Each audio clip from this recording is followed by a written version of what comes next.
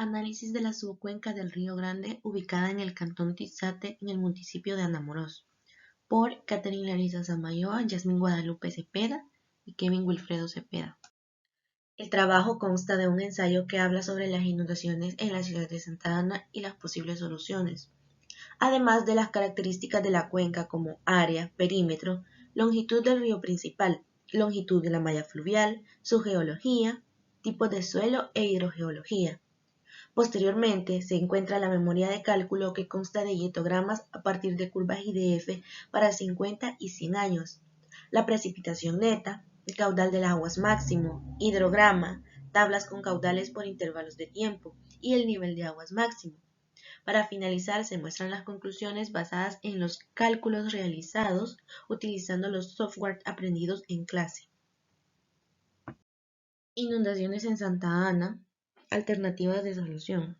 Primero hay que definir qué es una inundación y la definiremos como la ocupación por parte del agua de zonas o regiones que habitualmente se encuentran secas, como consecuencia de la aportación inusual y más o menos repentina de una cantidad de agua superior a la que puede drenarse.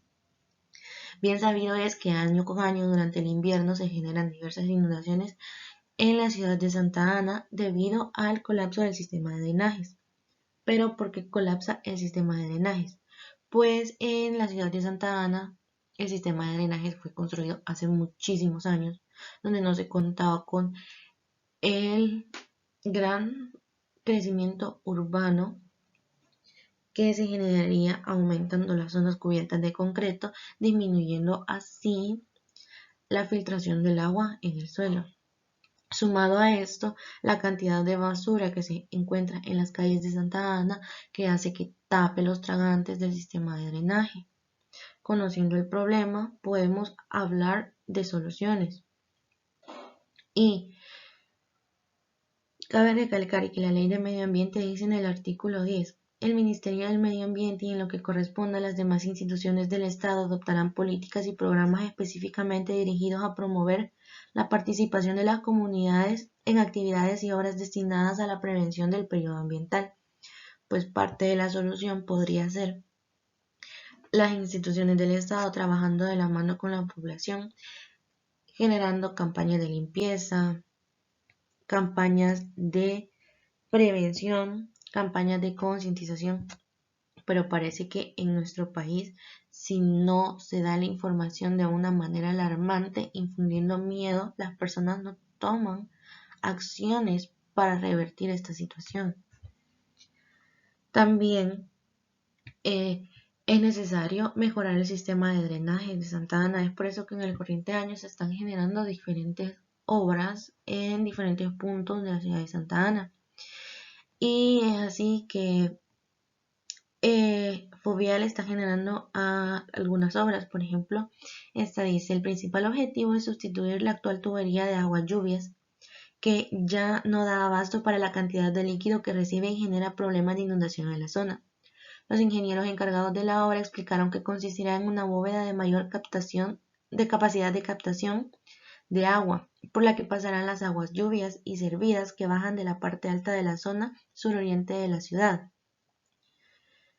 La nueva bóveda se conectará con otras obras que el Fovial ejecuta a un costado del río El Molino y que brindarán solución a las inundaciones del sector. Y sí es necesario mejorar el sistema de drenaje, pero si no, como ciudadanos no nos educamos para no tirar basura, los tragantes se seguirán tapando y las inundaciones seguirán dándose. ¿Y será que las leyes y los reglamentos contribuyen a solucionar el problema? Pues escuchemos, en el artículo 42 de la Ley del Medio Ambiente dice así: toda persona natural o jurídica del Estado y sus entes descentralizados están obligados a evitar las acciones deteriorantes del medio ambiente, a prevenir, controlar, vigilar y denunciar ante las autoridades competentes la contaminación que pueda perjudicar la salud, la calidad de vida de la población y los ecosistemas, especialmente las actividades que provocan contaminación de la atmósfera, del agua, el suelo y el medio costero marino. Y en la ordenanza sobre el aseo en la ciudad de Santa Ana nos dice en su artículo 9: se prohíbe botar a las calles, aceras, acequias, cauces de ríos o canales, plazas, parques y demás lugares públicos, basuras o desperdicios de cualquier tipo y escombros y demás desechos, así como el vaciamiento o escurrimiento de aguas hervidas hacia la calle.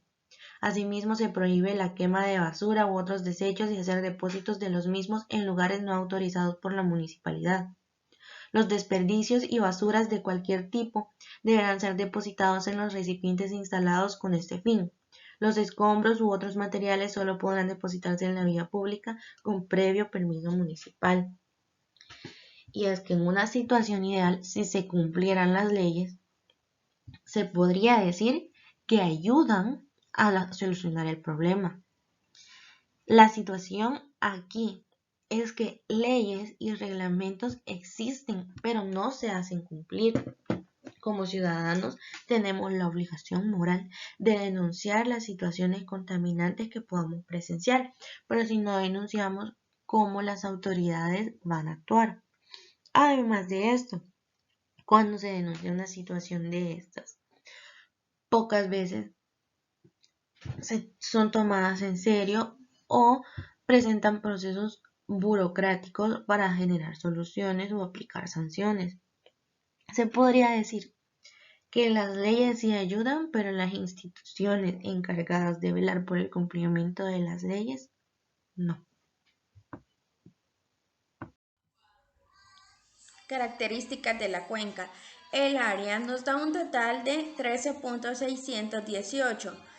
Perímetro nos da un total de 18.372.101 metros. Longitud del río principal nos da un total de 10.04 kilómetros. La longitud de la malla fluvial nos da un total de 27.31 kilómetros. Geología. La geología se dice que es un país extremadamente joven, debido a que una cuarta parte del territorio nacional es de edad pleistocénica y 3/4 partes están cubiertas por rocas de edad terciaria, por lo que El Salvador es predominado de la época pliocénica. Además, se sabe que las capas de edad cretácica, que cubren aproximadamente un 5% del territorio salvadoreño, no juegan un papel importante para la constitución geológica total de la República. Cabe mencionar que solo las capas cretácicas son de origen sedimentario marino. Todas las demás rocas, con pocas excepciones, están originadas por fenómenos volcánicos. En otros lugares se conoce también las rocas intrusivas, que pertenecen a la época miocénica, es decir, también son terciarias. En el departamento de La Unión, su mayor parte de suelos corresponden a los grandes grupos de latosos y agrumusoles. Los tipos de suelo, hay dos tipos de suelo que son grumosoles y litosoles. Los grumosoles son suelos que se identifican porque tienen la peculiaridad de ser muy arcillosos. Y los litosoles son otro tipo de suelos que tienen muy poca profundidad sobre roca pura y que además son considerados suelos muy complejos. La hidrogeología, la cuenca está compuesta en su totalidad de rocas no acuíferas. Memoria de cálculo. Como primer punto, para empezar el cálculo de los citogramas respectivos, tenemos que encontrar el tiempo de concentración de la cuenca asignada. En este caso, el tiempo de concentración se calcula en base a ciertas variables, las cuales son el área de la cuenca, la longitud del río principal y la elevación media. Estas variables se denotan por AC en el caso de área de la cuenca, LC, longitud del río principal, y EM, la elevación media. Al introducir estos datos a la fórmula, el tiempo de concentración resulta de 2.14 horas. Si hacemos la conversión de horas a minutos, el tiempo de concentración aproximado es de 130 minutos. ¿Por qué aproximado? Porque al hacer la conversión con exactitud da poco más de 120 minutos. Pero para el correcto ensamblaje de los citogramas que se van a mostrar a continuación, se decidió aproximar a 130 para que los intervalos quedaran impares. Como podrán ver, este es nuestro primer dietograma, considerando que el terreno no tiene pérdidas. ¿Por qué hemos hecho primero un dietograma que considera que la lluvia no tiene pérdidas de acuerdo al terreno? Esto es porque al tener el primer dietograma sin procesar, luego podemos tener los datos de coeficiente de escorrentía para poder calcular las pérdidas debido al almacenamiento del terreno. Como pueden observar, en este caso, si no se consideran pérdidas para el tiempo de retorno de 50 años, tenemos una precipitación máxima de 62.31 milímetros. Ahora bien, ¿qué sucede si ya incluimos en nuestros cálculos los coeficientes de escorrentía? Como pueden observar, acá ya tenemos la lluvia efectiva, que toma en consideración las pérdidas iniciales y el coeficiente de escorrentía del tipo de terreno. Como pueden observar, la precipitación mayor debido a la lluvia efectiva descendió, ahora es de 49 milímetros. Esto se debe a que las características del terreno, a pesar de que es un terreno muy arcilloso, es un tipo de terreno en el que es casi inexistente la infiltración, tiende a guardar cierto porcentaje de la precipitación que cae sobre él. Como ya se habrán dado cuenta, estamos presentando los dietogramas sin pérdidas y de lluvia efectiva de 50 años. A continuación vienen los de 100 años. Los de 100 años sin pérdidas nos arrojan una precipitación máxima de 76.18 milímetros. Ahora bien, igual que en el caso anterior, si aplicamos el coeficiente de escorrentía y las pérdidas iniciales, ya hay cambios. Y como podrán notar, son significativos. En el caso de la lluvia efectiva, obtenemos una precipitación máxima de 63.58 milímetros. Eso debido a, como ya les mencioné, a las características del terreno. Como siguiente punto, vamos a mostrar los archivos de salida de los programas HEC HMS y HEC RAS. Como acotación importante, no todas las capturas de los archivos de salida están contenidas en este video. En la descripción del video se va a dejar el link con acceso al informe final donde están incluidos todas las capturas de los archivos de salida en caso se necesite consultar.